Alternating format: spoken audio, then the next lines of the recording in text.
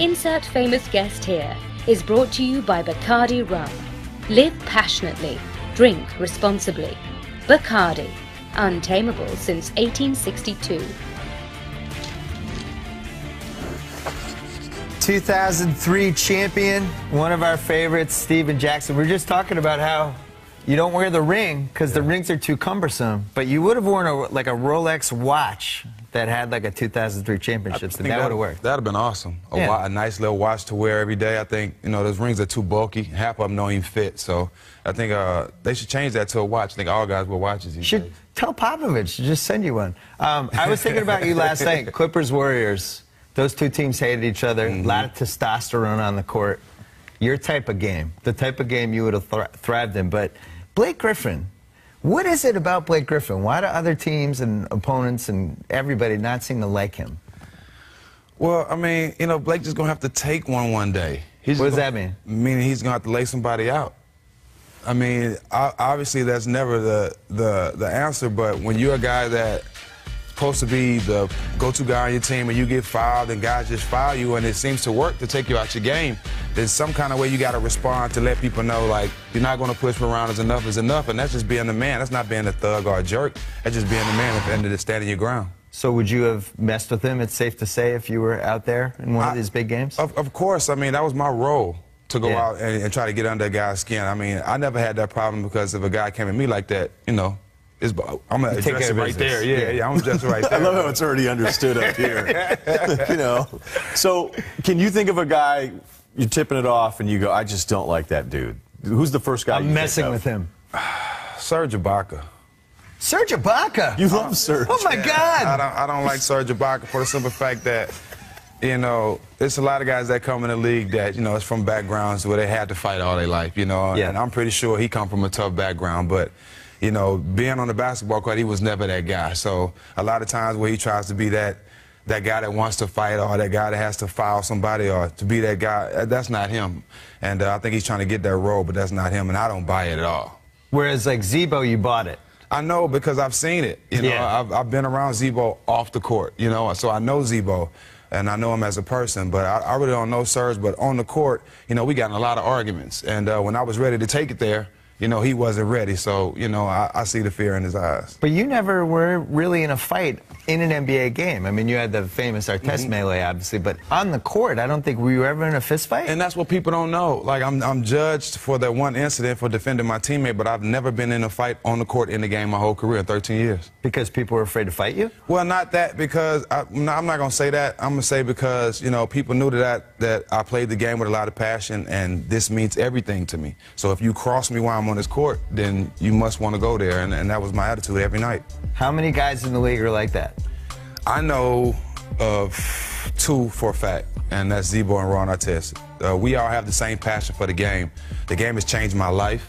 It's done a lot for my family, and it's made me a better person. And, you know, I owe that to the game, so I played it with a lot of passion. So including the NBA and the Italian League? We got two guys. Okay. Everywhere. Dominican Republic? Dominican Republic was crazy, but I won a championship there, so I had a good time there, too. What happens when you watch that fight at the Palace? Have you ever sat with Artest and watched that thing and go, man, remember that? I mean, what's that like? You know, we did an interview a couple weeks ago for the first time on it, and ever since it happened, but we never watched it together. I look at it all the time because, you know, I'm in history for it. I mean, I'll be naive to say I'm not in history for that brawl, but I was defending my teammate, and I'll do it again today. I mean, that's just what I was taught, and a lot of people don't look at it that way. We're in an arena with 50,000 people against us. Obviously, not going in the stands wasn't right at all, but being there for my teammate, I'll do it any day. And Ron knew he was wrong. I knew he was wrong. You know, I didn't know if he was going to have a job afterwards, but I was willing to deal with that because it was my teammate. And it was true that Ryen Artest in the locker room after?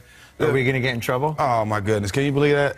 Are we going to get in trouble? You think we're going to get in trouble? Right. That lets you know how he was thinking at the time, you know what I mean? I mean, to be able to go in the stands and fight in the NBA in a professional game at that arena, I mean, you have to anticipate losing your job. You know, I was ready for it. I mean, you know, I would have been devastated, but I was ready for it. And, you know, I don't know how he could have thought that we it was a possibility that we couldn't have our job. I mean, that's just obvious.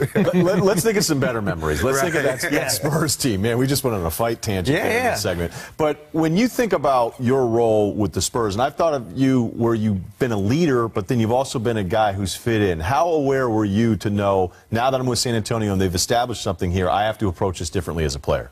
I think the biggest thing with me was when I first got there, Pop told me what to get me on the court and what to get me, you know, a role on this team, and I was playing defense. And I didn't understand that. I think even when my whole career, I mean, my whole life trying to get to the NBA, I was thinking I had to be a scorer. And once I got into the NBA and Pop knew my passion, he knew that I didn't back down from anybody. Once I understood that defense changes games and defense is a big part of the game, it changed my career. And I was able to start in San Antonio, and I was able to be on the championship team. Everybody always said that you were a great teammate. What are the qualities that make a great teammate? Why do people say that about you? Well, I think because I'm gonna go all the way to the dead end sign with you.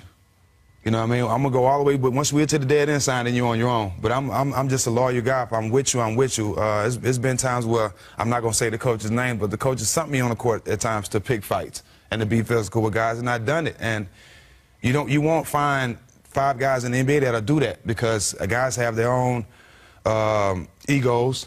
Everybody's a millionaire, and everybody feels they can do it their way. You know, and I was never that guy. I was always a team guy, and, you know, by Tim Duncan calling me that, that's something I live off of, being an ultimate teammate. Give us a great Duncan story. What's the kind of Duncan story that you share with your buddies where you go, this is me telling you he's a little different than maybe this he's boring, not a quiet guy. He's no, this happened. Right. He's always this boring, quiet guy publicly, but he has to be more interesting than that. Yeah, I got a good story. We was playing paintball. And, you know, Tim likes paintball guns. He likes to paint paintball. And it's hard to believe that a guy that's set that tall, that big of a target, is the best hider in paintball. Okay, we was not supposed to be playing paintball. We was in training camp. And we snuck out. Pop actually he told us not to go. You know, it was 2 days for camp, and we went anyway.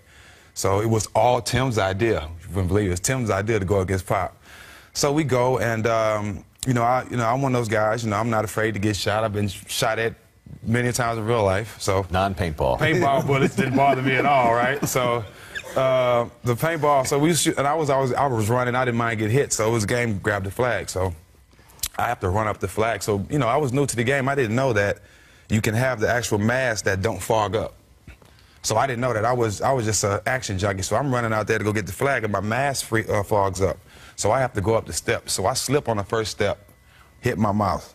Blood just starts shooting everywhere, shooting everywhere. So so I put my mask down. I'm trying to run off the court, off the field, and I'm just holding my mouth, and I'm just getting shot. And I'm trying to tell people, stop, stop, and I'm getting shot the whole way. So as I get there, I take off my mask, and Tim's like, oh, how I'm going to tell Pop? My lip is just huge. I'm talking about huge. And Tim was just like, how I'm going to tell Pop, how I'm going to tell Pop? So we made up something. And we made up some excuse. I was at the club, and so we made up some excuse, but nobody was around with me, and that's a part of me being an other team, and I'll take one for the team. It sounds like you talk about Pop almost like you talk about like your dad or something. Like, oh, Dad's going to get mad that we play paintball. I mean, how great is it that you said being at the club is a better excuse than actually playing paintball? Yeah, because you can believe that. That's more believable, me getting a fight at the club than me falling and busting my lip playing paintball. Quick question about Duncan. You know, you talk about the generation, which you were a part of this, Duncan, Kobe, KG, all those guys. Like that, there was a specific generation. And people seem to have drifted toward Kobe being the best player of that generation. I know you're a little biased because you played with Duncan, but why isn't it Duncan? Well, I wouldn't say Kobe. Okay. I would say Kobe's good at his position. Yeah. I'd say Tim is the best at his position. You know, you got a lot of guys come through the NBA, but, you know, you very seldom meet a guy like Tim Duncan. You very seldom meet a guy like Kobe Bryant. I was blessed to play in the McDonald's All-American game with Kobe and come through high school with him, and I was able to win the championship with Tim Duncan. They're one and the same. They're both great. They're both rare, and they're both going to go down as the best in their position. If not, you know, Jordan, but for Kobe. But so you don't believe there's an alpha dog for your generation? No, I don't think it's an alpha dog, period. I just think it's a whole bunch of great guys, and you just got to salute them all. You're from Atlanta, or you're living in Atlanta now. Mm-hmm. You've been going to a lot of Hawks games. Just quickly, you're not a total believer in their playoff chances. You know, I'm a believer in the coach, but because I played under him in San Antonio, and I know his passion. I know he studies the game like Pop. But, you know, those guys played at a high level from the jump, and it's hard to sustain that all the way through the season and through the playoffs. I don't think they're going to do it, but, you know, I just believe in the coach, and that's what I believe in most. Okay. All right. You've earned a return invite. Can you come back? Man, I would love to come back, man. Grantland is the type of place I need to be at, man, so invite me back. Captain Jack. We'll be right back. Thank you for doing this. This is Insert famous guest here is brought to you by Bacardi Rum. Live passionately, drink responsibly.